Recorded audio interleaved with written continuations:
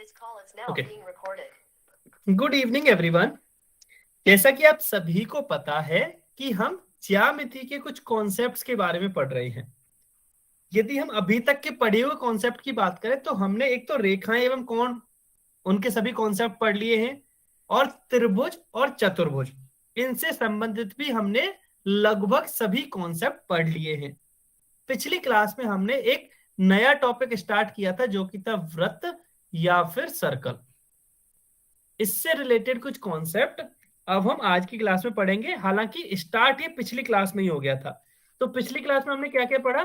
पिछली क्लास में हमने वृत्त की बहुत ही बेसिक चीजों के बारे में सीखा कि वृत्त आखिरकार होता क्या है, कैसे बनता है, वृत्त का केंद्र क्या होता है, उसकी त्रिज्या क्या होती है, उसकी जीवा क्या होती है और उसका व्यास क्या होता है।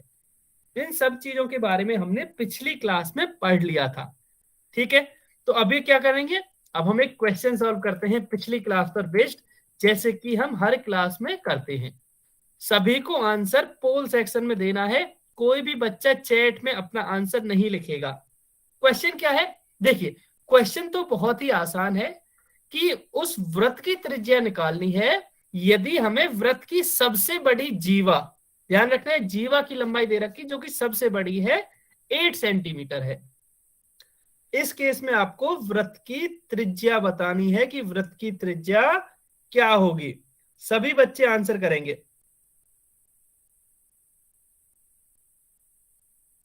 सभी बच्चे आंसर करेंगे। आपको देखो पिछली क्लास के यदि कॉन्सेप्ट याद होंगे ना तो पता होगा कि जो वृत्त की सबसे बड़ी जीवा है वो क्या होती है और सबसे बड़ी जीवा में और त्रिज्या में क्या संबंध होता है। बोल के कोई नहीं बताएगा, ये ध्यान रखना है। सभी बच्चे पोल सेक्शन में बताएंगे और अभी तक काफी बच्चे आंसर दे चुके हैं। बहुत ही बढ़िया बात है, शाबाश। और ज्यादातर का सही भी है वैसे आंसर। बहुत ही बढ़िया, बहुत बढ़िया। जल्दी से आंसर कीजिए। आसान है, काफी आसान सवाल है, इतना कठिन नहीं है।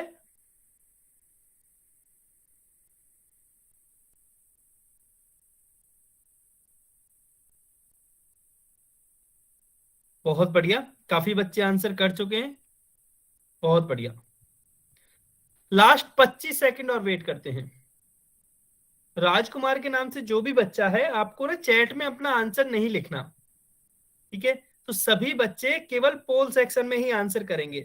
20 सेकंड्स और बचे हैं आपके पास, 20 सेकंड्स और हैं, जल्दी से आंसर कीजिए। 20 सेकंड्स और हैं। हाँ जी, शुभम के नाम से जो बच्चा है आपने भी आंसर कमेंट में ही लिखा है। कमेंट पे नहीं करना आंसर किसी को भी, पोल सेक्शन में करना है, क्योंकि कमेंट का आंसर नहीं माना जाता। सभी बच्चे पोल में ही आंसर करेंगे। 15 सेकंड्स बचे हैं, जल्दी से आंसर करो। 15 सेकंड्स और हैं।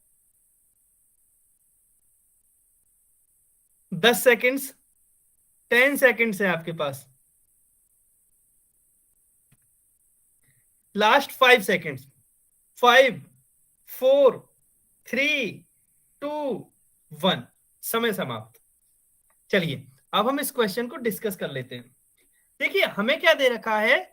हमें एक तो त्रिज्या पूछी है, चलिए ये तो पूछा है। और दे क्या रखा है? हमें दे रखा है कि जो वृत्त की सबसे बड़ी जीवा है उसकी लंबाई 8 सेंटीमीटर है। क्या आप में से कोई बता सकता है कि वृत्त की सबसे बड़ी जीवा कौन सी होती है? उसको क्या बोलते हैं हम?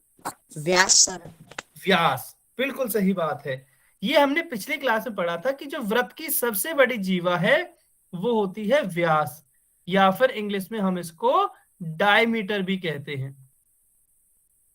ठीक है, और व्यास कितना दे रखा है? सबसे बड़ी जीवा है यानी कि व्यास है, ये दे रखा है हमें 8 सेंटीमीटर।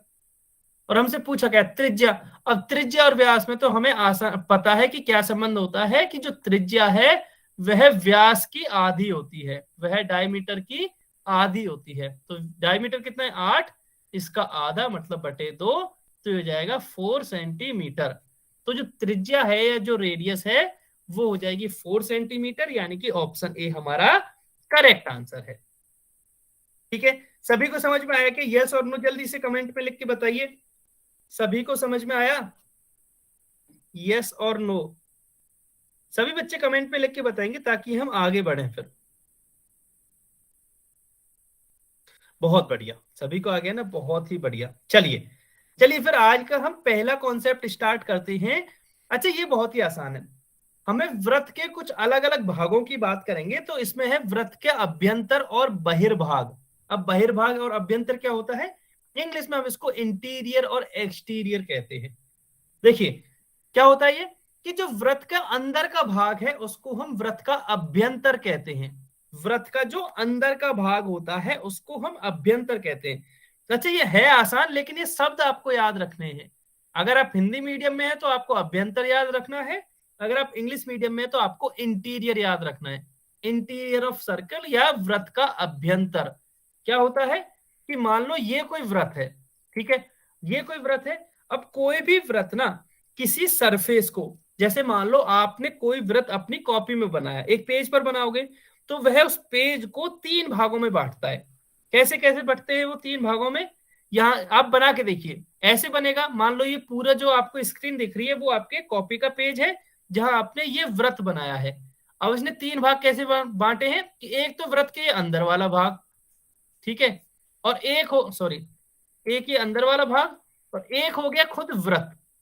खुद व्रत है, एक हो गया ये व्रत, और एक हो गया ये व्रत के बाहर वाला भाग, ठीक है। तो इस तरह से तीन भागों में बांटता है। व्रत के अंदर वाला जो भाग है वह कहलाता है अभ्यंतर। क्या कहलाता है? वह कहलाता है अभ्यंतर, या इंग्लिश में हम इसको इंटीरियर भी कहते हैं। व्रत के जो बाहर वाला भाग है वो कहलाता है बहिर्भाग।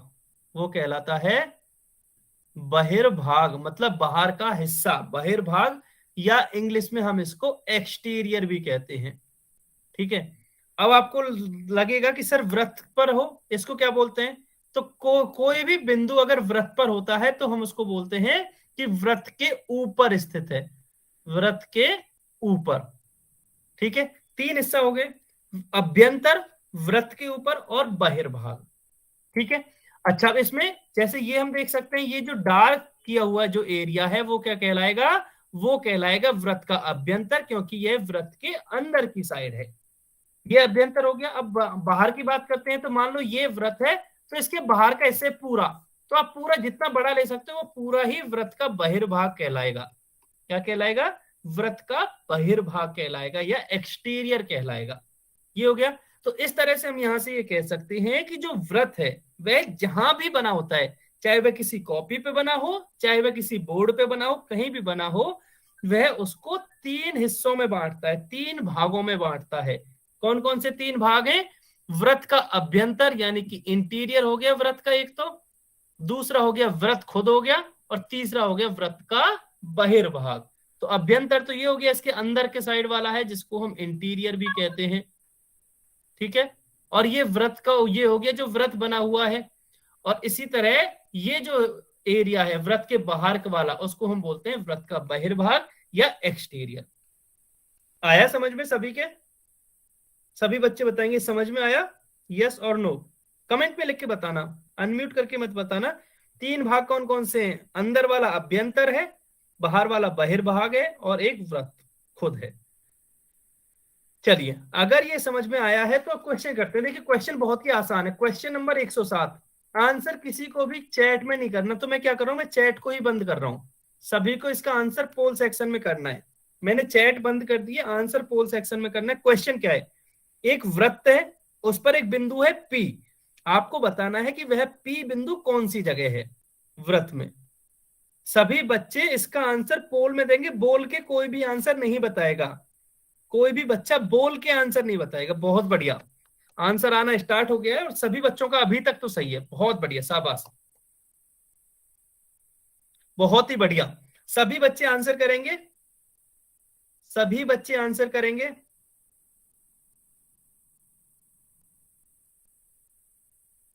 ठीक है, काफी बच्चे आंसर कर भी चुके हैं, लेकिन अभी भी कुछ बच्चे ऐसे हैं जिन्होंने आंसर नहीं किया है।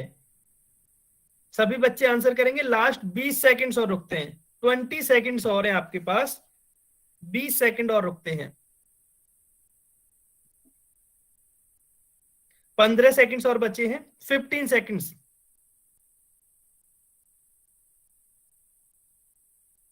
10 सेकंड्स और हैं आपके पास। 10 सेकंड्स और हैं, 10 सेकंड्स हैं आपके पास। जल्दी से आंसर कीजिए।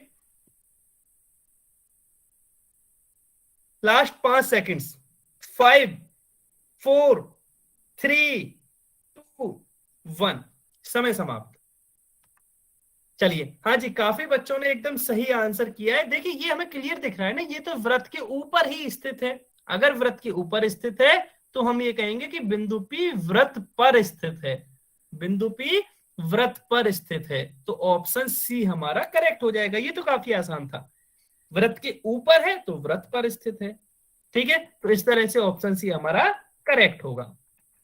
चलिए, मैं अभी चैट ऑन कर देता हूं, अगर आपका कोई डाउट है तो आप चैट में लिख सकते हो या अनम्यूट करके भी बता सकते हो अगर कोई भी डाउट है तो। ध्यान रखेंगे सभी बच्चे, चैट में किसी को भी आंसर नहीं लिखना है, इसीलिए मैं चैट बंद करता हूं। चलिए, क्वेश्चन नंबर 108, फिर से इसका आंसर पोल में करना है, ये भी बहुत आसान है। क्वेश्चन नंबर 108, ये इसका आंसर भी आपको पोल में करना है, चैट में नहीं लिखेगा कोई भी, चैट में कोई भी बच्चा नहीं लिखेगा, ना कोई बोल के बताएगा। क्वेश्चन नंबर 8 क्या है कि जो व्रत का केंद्र है वह कहाँ स्थित होता है। बहुत ही आसान सवाल है, बहुत आसान। जो व्रत का केंद्र है वह कहाँ स्थित होता है, ये आपको बताना है। बहुत बढ़िया, शाबाश। हाँ, इसमें बहुत तेजी से आंसर किए और सभी का आंसर सही भी है। जितने बच्चों ने अभी तक आंसर किए सबका आंसर सही है, बहुत बढ़िया।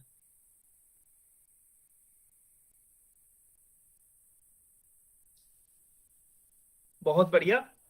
लास्ट 10 सेकंड और रुकते हैं, ये तो आसान है ना, तो 10 सेकंड रुकेंगे केवल, जल्दी से आंसर करेंगे सभी बच्चे। 10 सेकंड है आपके पास, 10 सेकंड से लास्ट 5 सेकंड्स, 5 4 3 2 1, समय समाप्त। चलिए, अब हम इस क्वेश्चन को डिस्कस भी कर लेते हैं। देखिए, हमें क्या बताना है कि व्रत का केंद्र कहाँ स्थित होता है। अच्छा, उसके लिए हम सबसे पहले एक व्रत बना लेते हैं। ठीक है, तो ये हमारा व्रत बन गया। चलिए, ये व्रत बन गया। अगर मैं इसके केंद्र की बात करूं तो इसका केंद्र इसके यहाँ बीचों बीच में होता है। ये क्या, ये केंद्र, या इसको हम सेंटर कहते हैं। ठीक है, अगर मैं इसकी बात करूं तो ये तो व्रत के अंदर स्थित है ना, ये कहाँ है, व्रत के अंदर स्थित है। ठीक है, अंदर स्थित है तो मतलब ये कहाँ होगा, ये तो इसके अभ्यंतर में है। अंदर है तो ये व्रत के अभ्यंतर में होगा, इंटीरियर पार्ट में होगा केंद्र। इसलिए जो ऑप्शन बी है वो करेक्ट हो जाएगा। हाँ जी, बिल्कुल, ऑप्शन बी करेक्ट हो जाएगा। क्यों? क्योंकि व्रत का केंद्र व्रत के अभ्यंतर में या इंटीरियर पार्ट में होता है।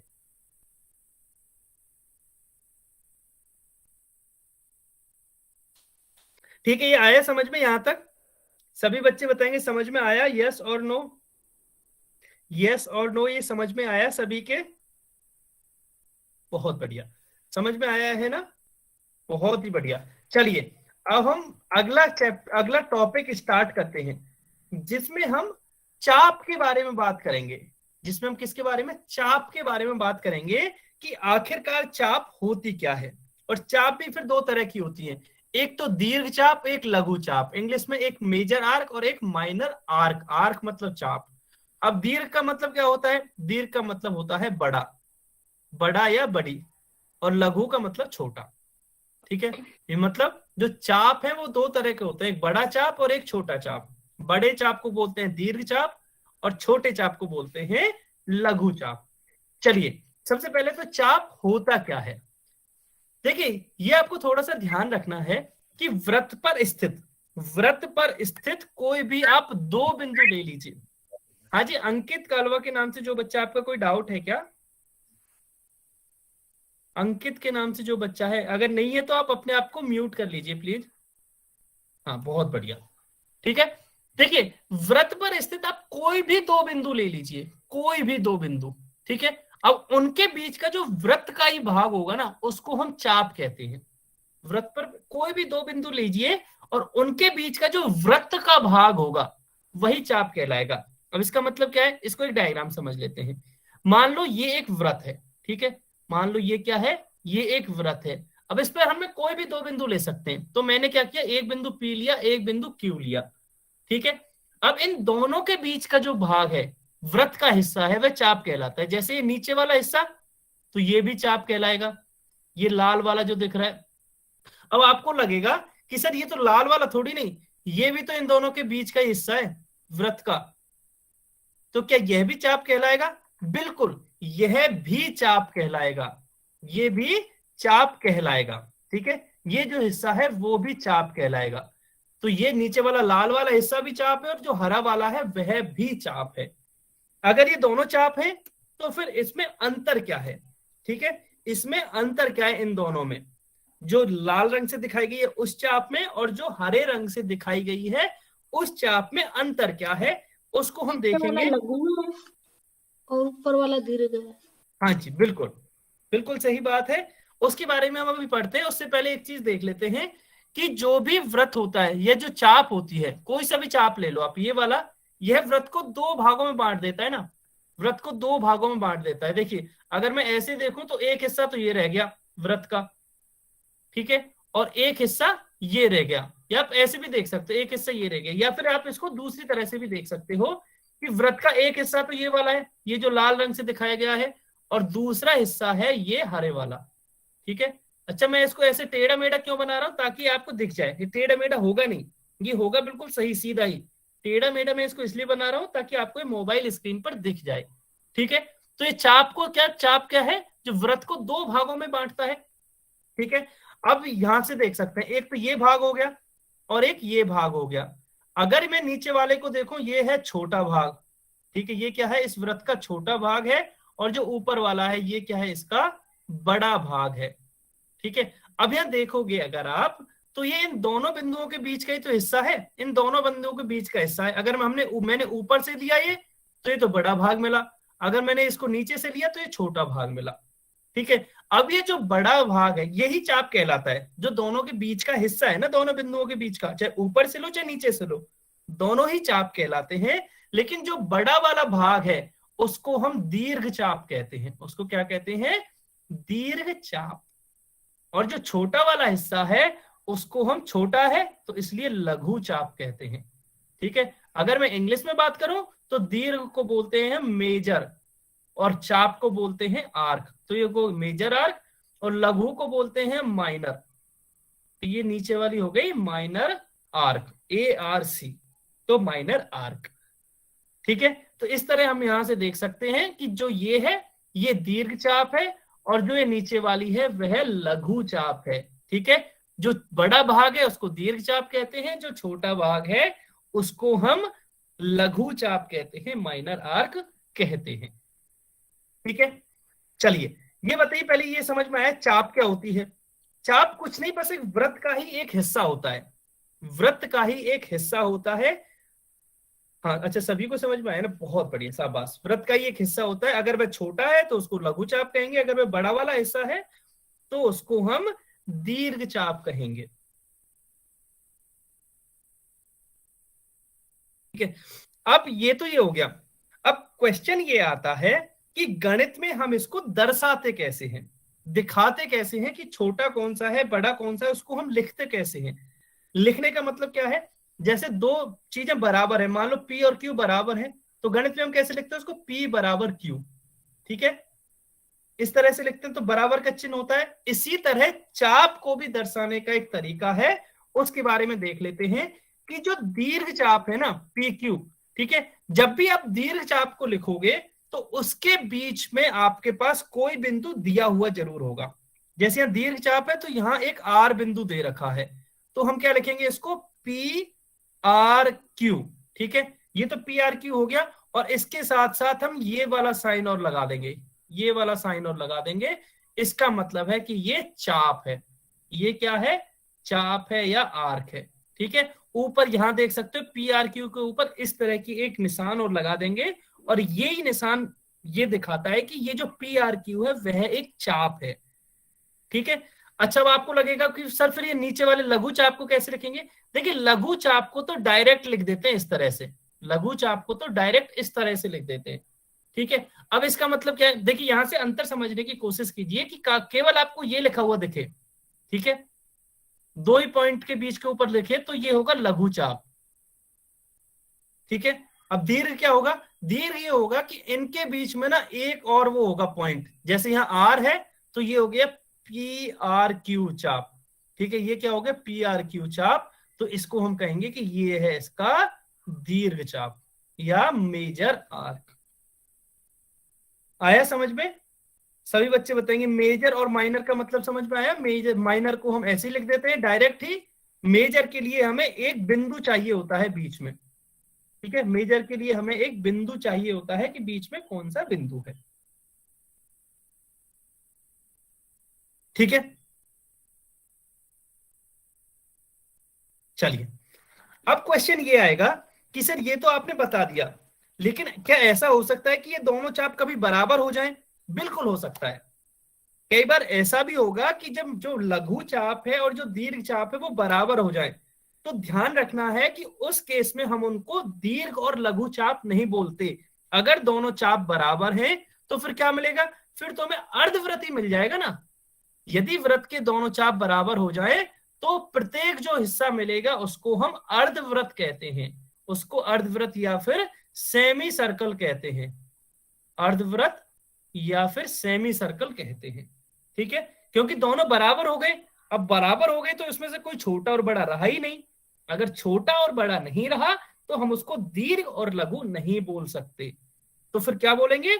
उस केस में हम उसको अर्धवृत्त बोलेंगे। ठीक है, ये आया समझ में? पहले तो हमने दीर्घ और लघु, पहले सबसे पहले चाप सीखा, उसके बाद दीर्घ और लघु चाप क्या होता है, दोनों को दर्शाते कैसे हैं, और अगर दोनों बराबर हो जाए तो फिर हम दोनों को अर्धवृत्त कहते हैं। ठीक है, ऊपर वाले हिस्से को भी और नीचे वाले हिस्से को भी। बहुत बढ़िया। अगर ये समझ में आया है तो चलिए अब हम एक क्वेश्चन कर लेते हैं। हाँ जी, जल्दी से क्वेश्चन नंबर 109। कमेंट में किसी को भी आंसर नहीं करना है, सभी बच्चे पोल सेक्शन में आंसर करेंगे। पोल सेक्शन में आंसर करेंगे, कमेंट में किसी को नहीं करना है। मैं चैट ऑफ कर रहा हूं। पोल में आंसर करना है कि जो एल एम है वो किस तरह की चाप है, ये बताना है आपको। एल एम है वह किस तरह की चाप है, ये बताना है। सभी बच्चे बताएंगे।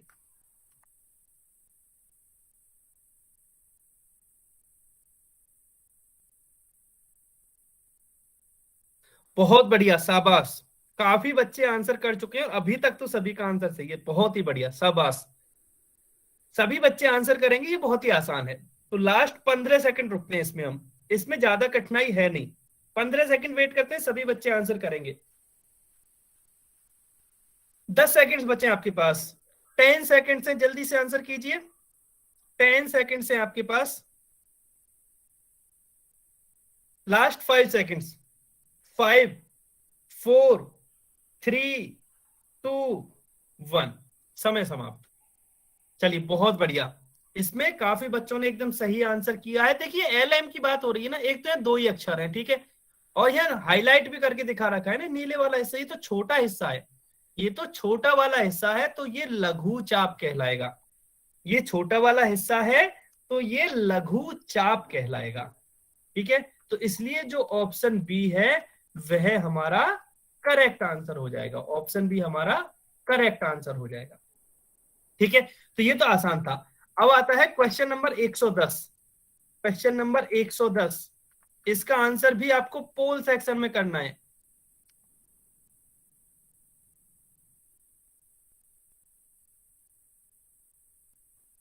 क्वेश्चन ये है कि जो आपको दीर्घ चाप दिखाया गया है PRS, उसको हम कैसे दर्शाएंगे, कैसे लिखेंगे। अभी मैंने सिखाया था कि किसी भी चाप को लिखते कैसे हैं, किसी भी चाप को लिखते कैसे हैं वो मैंने बताया था। अभी बस आपको ये बताना है कि दीर्घ चाप जो PRS है उसको आप कैसे दर्शाओगे। सभी बच्चे बताएंगे।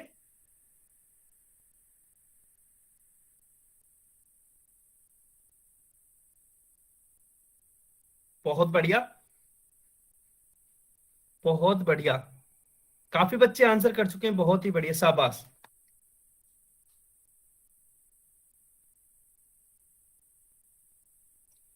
अब हाँ। लास्ट, अब लास्ट 20 सेकंड और रुकते हैं, 20 सेकंड्स और रुकते हैं। उसके बाद हम इस क्वेश्चन को डिस्कस करेंगे। 20 सेकंड्स और हैं, जल्दी से आप आंसर करना है आपको।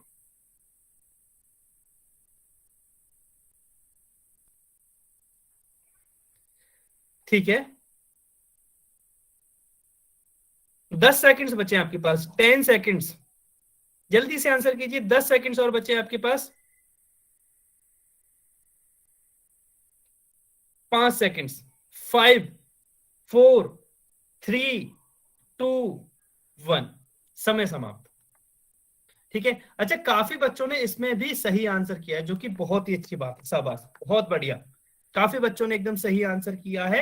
अच्छा यहां से मुझे ना क्लियर दिख गया कि PRS तो दीर्घ चाप है ही, क्योंकि 3 अक्षर हैं और R जनरली उसमें आता है, तो इस वाली उसको बात करो तो ये है इसकी PRS, ये वाली चाप, ठीक है, ये PRS है, PRS। अब चाप के लिए हम क्या करते हैं, हम इस तरह का निशान और लगा देते हैं, तब हम कहेंगे कि ये चाप है। ठीक है, अगर ऑप्शन बी को देखूं तो ये सही आंसर है। अच्छा आप में से काफी को ये ऑप्शन ए भी लगा होगा, PS। अगर मैं PS की बात करूं तो ये तो इस लघु चाप को दिखा रहा है, यह किसको, लघु चाप को दिखा रहा है, क्यों, क्योंकि इसमें 2 ही अक्षर हैं P और S, तो ये लघु चाप को दिखा रहा है। ठीक है, तो ऑप्शन बी हमारा करेक्ट आंसर है। ठीक है, अब सभी बच्चे कमेंट में लिख के ये बताएंगे कि यहां तक चाप का कॉन्सेप्ट समझ में आया क्या, चाप क्या होती है, लघु चाप क्या है, दीर्घ चाप क्या है, उसके बाद हम इसको कैसे दर्शाते हैं। बहुत ही बढ़िया, शाबाश, सभी को समझ में आया ना, बहुत बढ़िया।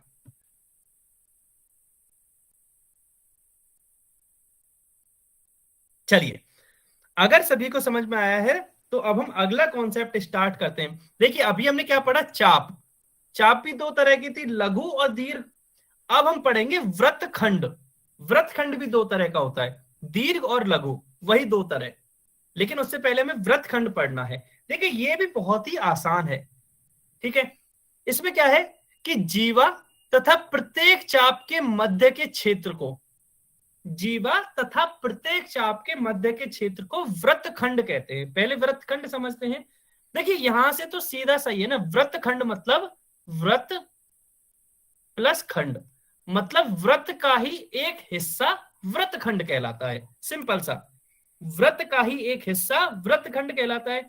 अब आपको लगेगा सर चाप भी तो यही था, चाप में भी तो वृत्त का ही हिस्सा था, नहीं, देखिए दोनों में अंतर है, वो मैं समझाने की कोशिश करता हूं।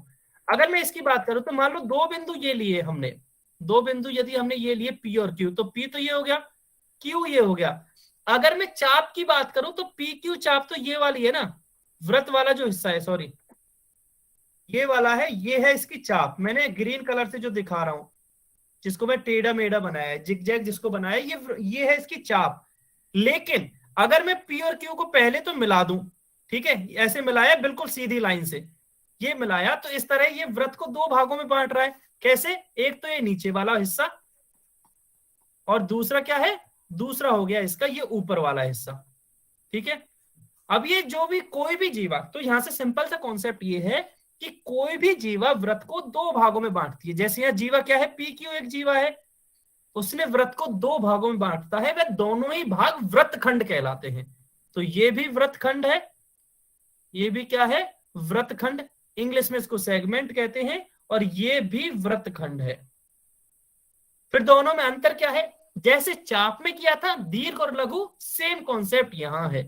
अगर आप यहां देखोगे तो ये जो नीचे वाली है ये छोटा वृत्तखंड है, तो हम इसको लघु वृत्तखंड कहेंगे।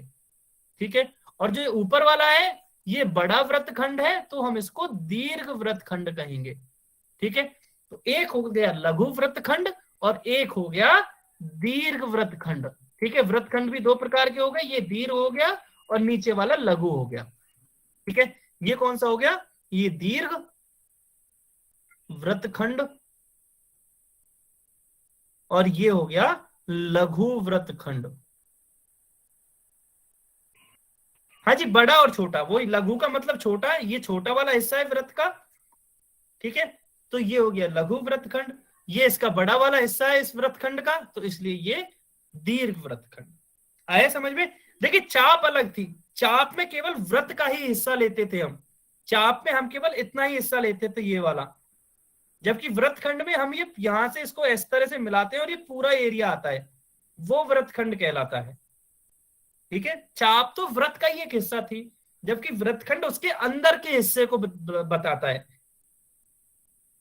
ठीक है, अगर ये समझ में आया है तो जल्दी से क्वेश्चन नंबर 111 है, अगर ये सभी को समझ में आ गया तो क्वेश्चन नंबर 111 इसका आंसर देना है आपको। क्वेश्चन नंबर 111, सभी बच्चे से आंसर पोल में ही करना है, कमेंट में किसी को भी नहीं लिखना, आंसर सभी बच्चे पोल में ही करेंगे।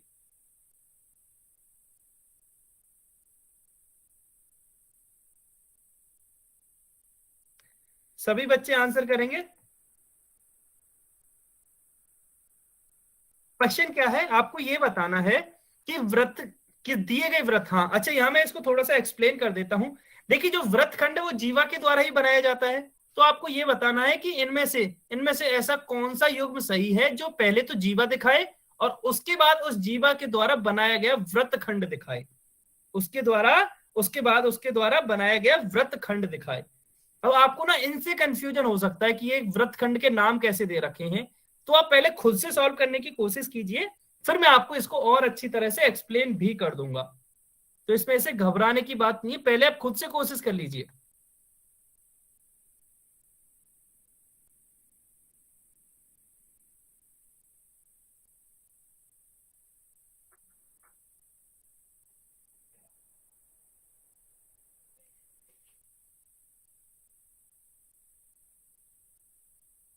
अच्छा समझ में आ रहा है, बहुत बढ़िया, काफी बच्चों ने आंसर किया और सही भी है, बहुत ही बढ़िया, शाबाश, बहुत बढ़िया, बहुत बढ़िया।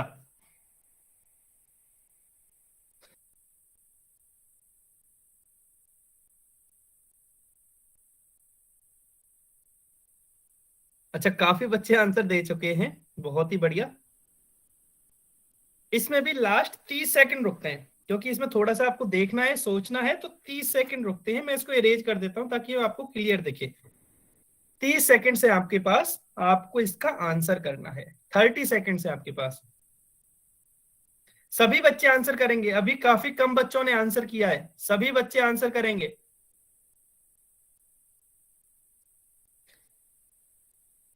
20 सेकंड्स बचे हैं, 20 सेकंड्स बचे हैं, जल्दी से आंसर कीजिए, 20 सेकंड से आपके पास।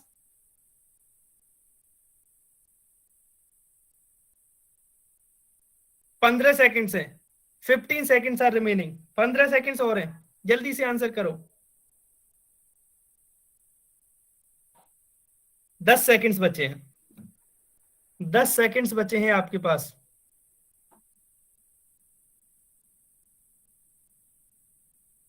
5 सेकंड्स, 5, 4, 3, 2, 1, समय समाप्त।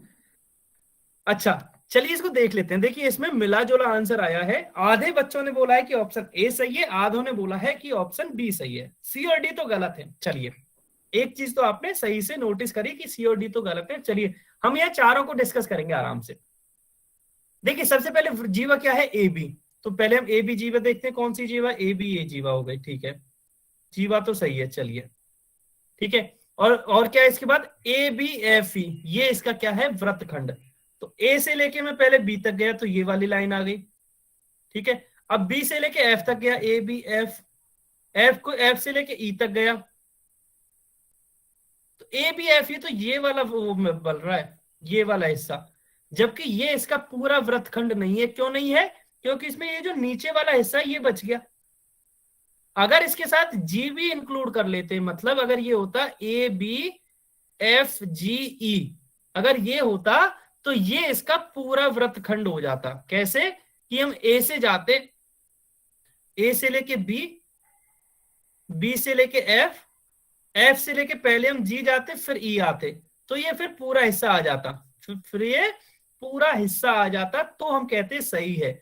अभी ये केवल एफ ई है तो ये सही नहीं है, तो ऑप्शन ए गलत होगा, ठीक है। इसको इरेज कर देते हैं, ऑप्शन ए गलत है।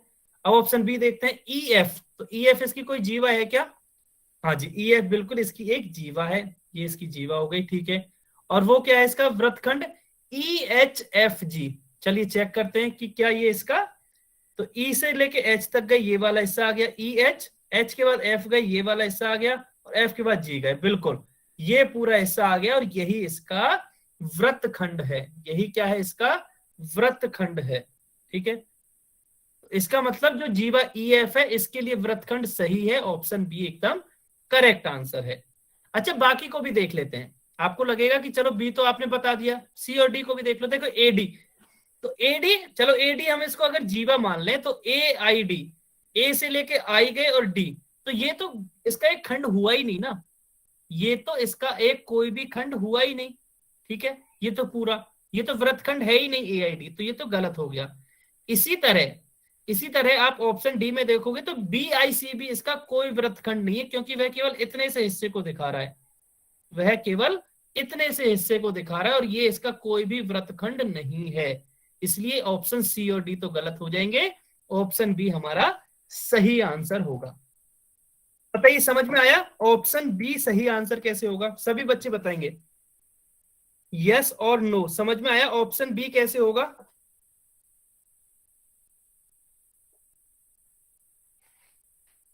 चलिए बहुत बढ़िया, अच्छा सभी के समझ में आ गया ना, बहुत बढ़िया, शाबाश। चलिए बहुत बढ़िया, अगर ये समझ में आ गया है तो अब हम बात करते हैं त्रिज्य खंड की। ये आज का लास्ट टॉपिक होगा। देखिए मैं फिर से याद दिला रहा हूं बार बार आपको, सबसे पहले हमने चाप पढ़ा, चाप भी दो प्रकार की, लघु और दीर्घ चाप। इसके बाद हमने वृत्तखंड पढ़ा, ठीक है, वृत्तखंड भी दो प्रकार का, लघु और दीर्घ। अब हम पढ़ेंगे त्रिज्य खंड। त्रिज्य खंड भी दो तरह का, लघु और दीर्घ। तो पहले हम ये देख लेते हैं कि त्रिज्य खंड क्या होता है, ठीक है। तो त्रिज्य खंड देखिए ध्यान से समझिए। अच्छा पहले इसको समझ लेते हैं, इसकी परिभाषा क्या होती है। तो केंद्र को एक चाप के सिरों से मिलाने वाली त्रिज्याओं एवं चाप के बीच के क्षेत्र को त्रिज्य खंड कहते हैं, सेक्टर कहते हैं। तब आपको लगेगा कि सर यहां से समझ में नहीं आया, कोई बात नहीं, इसको हम एक डायग्राम से समझते हैं। देखिए मान लो ये आपका एक वृत्त है, ठीक है, ये आपका एक वृत्त है। अब इसमें आप कोई भी दो त्रिज्याएं ले लीजिए, आप कोई भी दो त्रिज्याएं ले लीजिए। मान लो मैंने इसकी एक ये त्रिज्या ली और दूसरी ये त्रिज्या ली, ठीक है। अब ये जो दो त्रिज्याएं हैं वो वृत्त को दो भागों में फिर से विभाजित कर रही हैं। त्रिज्य खंड है ना, तो ये ऐसे ध्यान रखना, त्रिज्य खंड है तो यहां आपको कोई भी दो त्रिज्याएं लेनी है, ठीक है, कोई भी दो त्रिज्याएं लेनी है और उनको मिला दो इस तरह से। तो इस तरह से ये दो त्रिज्याएं, एक तो ये वाला हिस्सा है इस वृत्त का, ठीक है, और एक नीचे वाला हिस्सा है, एक ये नीचे वाला हिस्सा है। तो ये भी वृत्त को दो भागों में बांट रही है। तो जो नीचे वाला हिस्सा ये भी त्रिज्य खंड कहलाता है, और जो ऊपर वाला हिस्सा है ये भी त्रिज्य खंड कहलाता है, ठीक है। दोनों ही तो दो त्रिज्या को जब आप मिला देते हो तो वह वृत्त को दो भागों में बांट देता है, और वो दोनों भाग त्रिज्य खंड कहलाते हैं, ठीक है। अब ये ऊपर वाला बड़ा है, ये बड़ा हिस्सा है, तो ये हो गया दीर्घ त्रिज्य खंड। नीचे वाला छोटा है तो ये हो गया लघु त्रिज्य खंड, ठीक है। बहुत ही सरल है कि कोई भी आप दो त्रिज्याएं लीजिए, वो क्या करेंगी, वो उसको अगर आप दो त्रिज्याएं बनाएंगे तो वो उस वृत्त को दो भागों में बांट देंगी, वो उसको दो भागों में बांट देंगी, और दोनों ही भाग त्रिज्य खंड कहलाएंगे, ठीक है। इस तरह से हमें दो त्रिज्य खंड मिल जाएंगे, इस तरह से हमें दो त्रिज्य खंड मिल जाएंगे। एक तो होगा दीर्घ त्रिज्य खंड और एक होगा उसमें से लघु त्रिज्य खंड, एक होगा लघु त्रिज्य खंड। आया समझ में त्रिज्य खंड क्या होगा? देखिए वृत्त खंड में त्रिज्याओं का कोई लेना देना नहीं था, वहां जीवा थी, वहां जीवा के माध्यम से हम बता रहे थे कि वृत्त खंड कौन सा है। जबकि लघु त्रिज्य खंड में क्या है, हम त्रिज्याओं के, हाँ जी 8 बजे तक होगी, मैं कोशिश करता हूं कि जल्दी खत्म कर दें, बस हम त्रिज्य खंड के बाद खत्म कर देंगे, त्रिज्य खंड के बाद हम कोशिश करेंगे कि खत्म कर दें। ये आज का लास्ट टॉपिक है वैसे भी, ठीक है। अच्छा क्वेश्चन ये आता है, मान लो मैं इस पर नाम दे दूं P, एक यहाँ हो गया Q, एक यहाँ हो गया R, S, ये हो गया T और ये हो गया O, ठीक है, ये बिंदु है T, ये ध्यान रखना है। अब क्वेश्चन ये आता है कि अब त्रिज्य खंड का नाम कैसे रखते हैं। वृत्त खंड का तो हमने देख लिया। अच्छा त्रिज्य खंड के नाम में ना आपको एक चीज ध्यान रखनी है कि मान लो मैं इस ऊपर वाले त्रिज्य खंड की या दीर्घ त्रिज्य खंड का नाम लिखना चाह रहा हूं। सेकंड क्लास है मतलब, समझा नहीं मैं, सौरभ के नाम से जो बच्चा, आप क्या बताना चाह रहे हो? हाँ इस तब तक सेकंड क्लास कब लगेगी सर? कौन सी अगली क्लास जो भी? अच्छा अगली क्लास लगेगी अब 27 तारीख को, 27 को नहीं 28 को, मंगलवार को होती है ना आपको, तो 28 तारीख को होगी। अगले सप्ताह कोई भी क्लास नहीं है। Okay sir.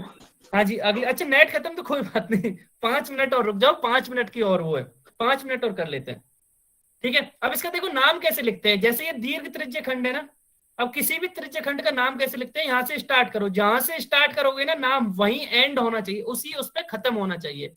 जैसे P Q R S O P, यानी कि इसका नाम होगा P Q R S O P, ये हो गया इस दीर्घ दीर्घ त्रिज्य खंड का नाम।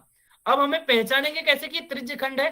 त्रिज्य खंड में एक चीज है कि जिस अक्षर से वह स्टार्ट होता है उसी पे ही खत्म होगा, उसी पे ही खत्म होगा। जैसे यहां देखा कि ये यहां से यहां तक पूरा होके आया ये वाला, फिर यहां तक, और फिर ये पी पे ही आके खत्म हुआ।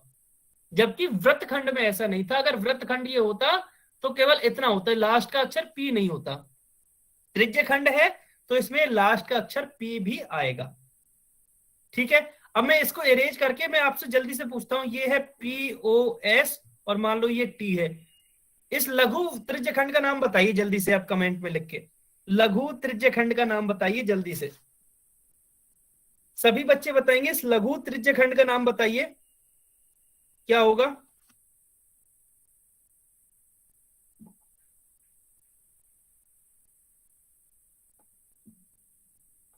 पी क्यू,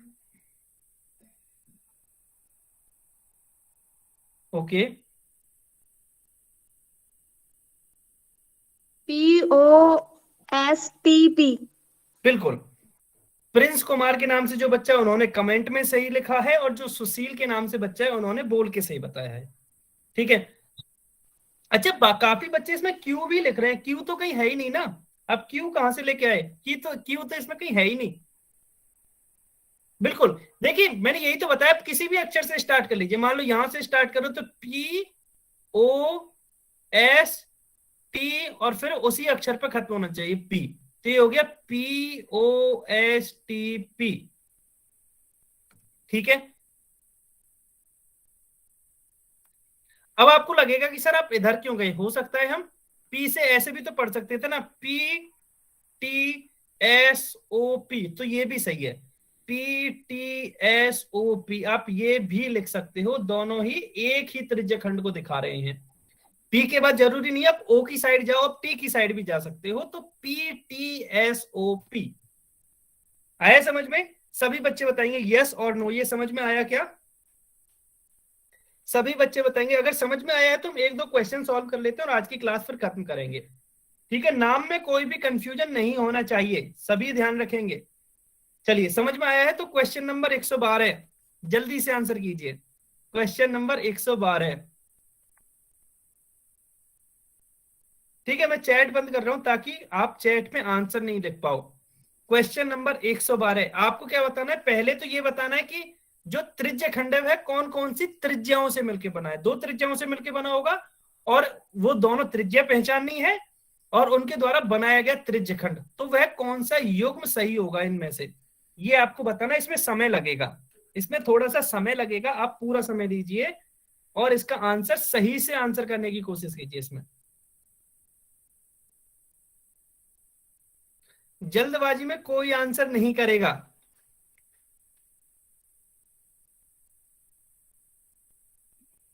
जल्दबाजी में कोई भी आंसर नहीं करेगा। क्वेश्चन ये है कि दिए गए वृत्त की त्रिज्याओं और उनके द्वारा बना त्रिज्य खंड इनमें से कौन सा है, वो आपको चारों ऑप्शंस बताने हैं कि चारों ऑप्शंस में से सही कौन सा है। ओके, काफी बच्चे आंसर कर चुके हैं, बहुत ही बढ़िया बात है, शाबाश, काफी बच्चे आंसर कर चुके हैं, बहुत ही बढ़िया बात है। अच्छा, ऐसा करते हैं, काफी बच्चे जा भी रहे हैं क्लास से और नेट भी खत्म हो गया, तो इस क्वेश्चन पे एंड करेंगे, ये आज का लास्ट क्वेश्चन होगा। आज हम थोड़ा सा जल्दी खत्म करेंगे क्लास, कोई बात नहीं, ये आज का लास्ट क्वेश्चन होगा। क्वेश्चन ये है कि इस वृत्त में आपको ये बताना है कि दो त्रिज्याएं कौन सी है और उनके द्वारा बना त्रिज्य खंड कौन सा है, ये भी बताना है। बहुत बढ़िया, शाबाश, काफी बच्चे अब सही आंसर कर रहे हैं, बहुत ही बढ़िया, शाबाश।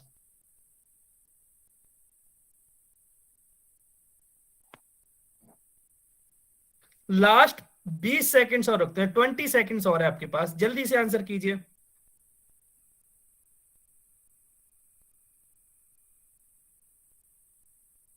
जल्दी से आंसर कीजिए, 10 सेकंड्स और बचे हैं, 10 सेकंड्स और है आपके पास।